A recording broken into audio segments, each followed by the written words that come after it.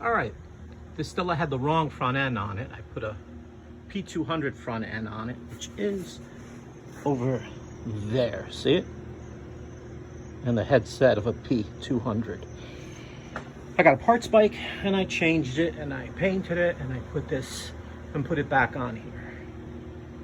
Okay, cleaned it up, rebuilt it a bit, put it back on. So I'm just gonna show how to change the fluid. First, you gotta have the right brake fluid. So I have to fill it up again now. Make sure you get the DOT4 because the other ones are too thin and it'll leak through the piston in here. The piston in the caliper that squeezes the pads. It'll leak through the seals and everything, and it'll drop down. And it'll make a mess, it'll wreck your pads. It's just a mess, okay? So,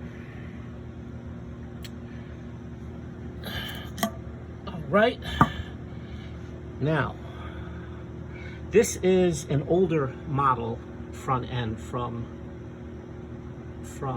Stella, which came with a different shock. It came with a shock which has an extra piece. See it right here? And it gets in the way of getting to actually the whole caliper. It's quite a pain. It's quite frustrating a bit. So I removed the tire so you have more room to spin that nut up at the top. If you loosen this, the liquid comes out of the top. See it right there? And it's at the highest point of this area to get the air bubbles out. And in the other way, the air bubbles will go up to the headset, okay? So these are pretty good at eliminating bubbles on their own almost. So, a bit. Air bubbles if they get in there. So I said, like, I remove the tire, it gives me a little more room to spin because this really gets in the way. The ones without this extra piece, it's not a problem.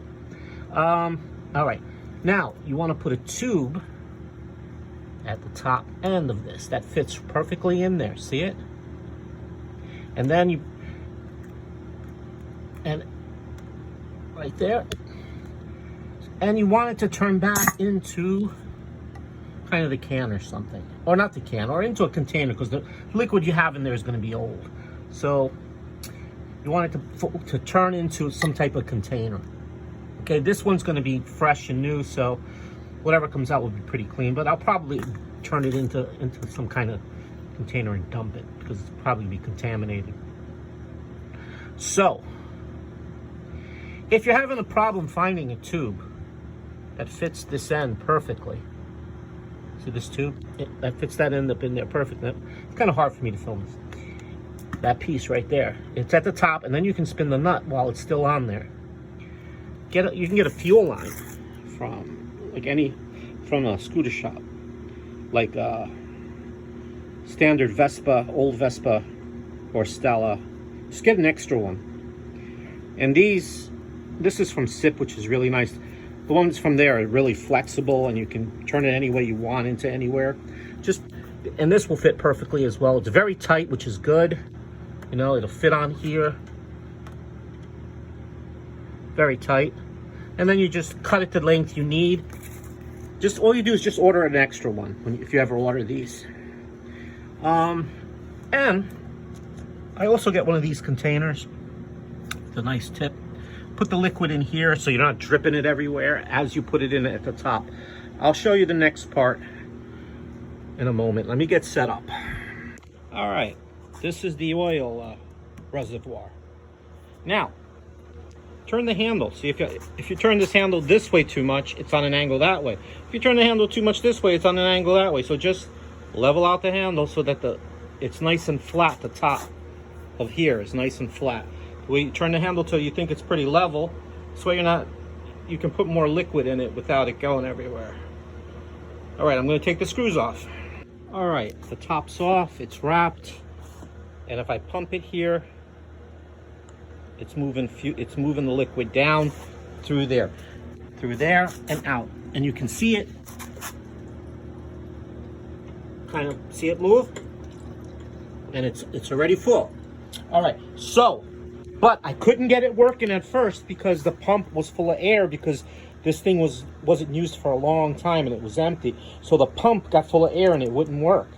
So At first, I was going to use my air pump to pump it, to start to vacuum it a little.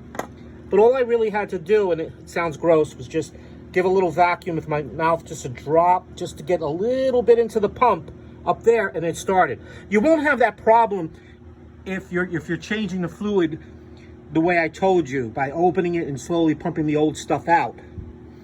Which is the way we all do it at shops. You know, it's the easy way to do it. You won't get air into it. But that was the issue I had at the moment. And now it's perfect, okay? So now all I have to do is shut that up, button it all up, and we'll see how it goes, all right? I filled up the reservoir. I can tell it's halfway by just looking on the inside. There's the little window. I can see it's halfway across the window. It's really faded on the other side. It's just easier to do it that way.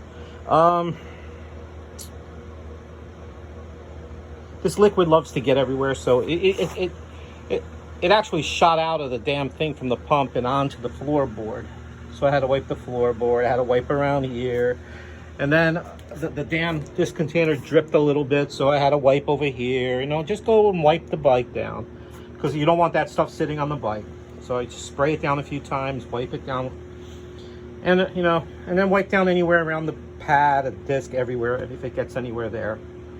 It shouldn't really leak too much there, but it could. Okay, so I'm going to finish up cleaning up and buttoning up this, put the top back on here. All right, it's done. It's instantaneous. Feels like it's brand new. There you go. Brand new fluid. There's no squish in it. But when the fluid gets old, it gets a little squishy because it gets a little moisture, and the fluid sucks up a little moisture, and the moisture squeezes easier than the fluid. So you end up with like a little squish in it. Which sometimes a little squish isn't bad. You know, it isn't. You know, it's not the end of the world with these, because the Stellas are really reactive. I mean, look how little I have to move it for it to lock. From wide open to lock. That's it. So having a little squish isn't the end of the world, you know. It's not really good for the system in the long run for water, too much liquid moisture to get in there, because you don't want it to start corroding the piston down there that controls the brake pads, you know. It squeezes the brake pads. You don't want it to start getting corrosive in there. There you go. All right, this bike. All right, that's the end of the video basically. I mean, it's pretty straightforward. There's more story if you want to hang out and hear it. The reason I did all this is because I got a new front end for this bike.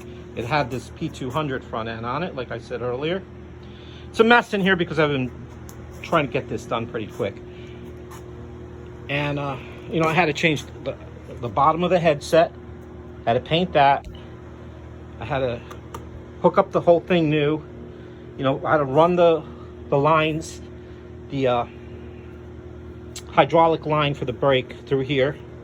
You know, I had to get all the wires properly set in here and everything, which on a Stella is a lot of wires.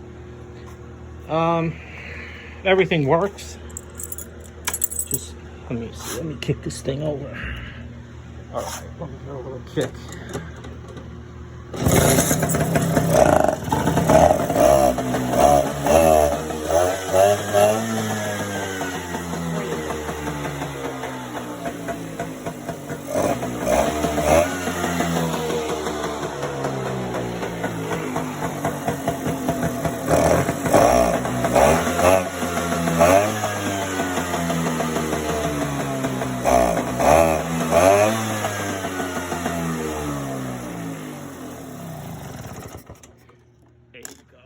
It's a little boggy because the fuel's pretty old in here too, and the bike's have been sitting for a while. But as soon as I put some new fresh fuel, it's been sitting for like a year, but it's running fine. I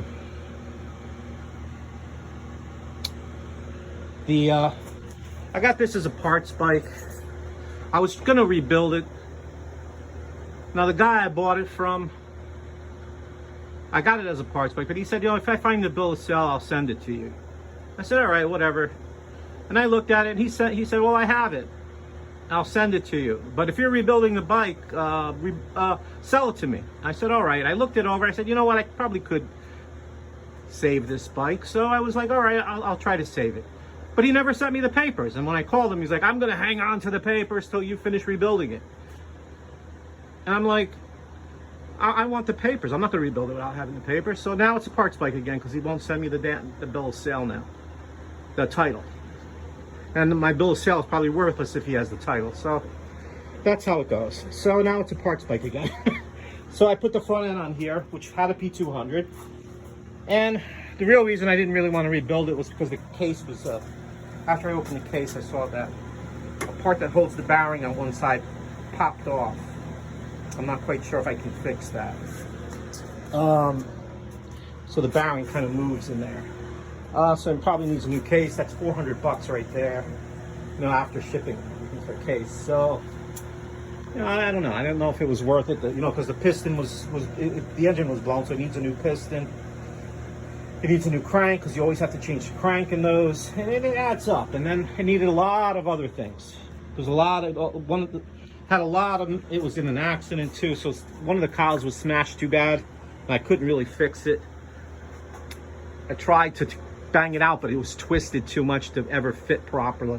So there's just a lot of parts it needed, and it's probably better off that it's a parts bike now anyway. All right, there's that drama for you, but I'm gonna do a few more things. I'm gonna run a new fuel line in here because once in a while, if it sits for a long time, I get this kind of weird vacuum lock in it. Like, I have to pressurize the tank for a second, then it runs normal. So I'm gonna open it up and see what's going on. It might be, I don't know what it is. I'm gonna put a brand new line in it. I'm gonna go through it and see if that's what it is. I bought some new lines. I also am gonna put new decals on this. I bought different decals. I'm gonna see if I can find something that gets that junk off. It's not coming off easy. And that's where I am. That's it. Take care, everyone. Goodbye.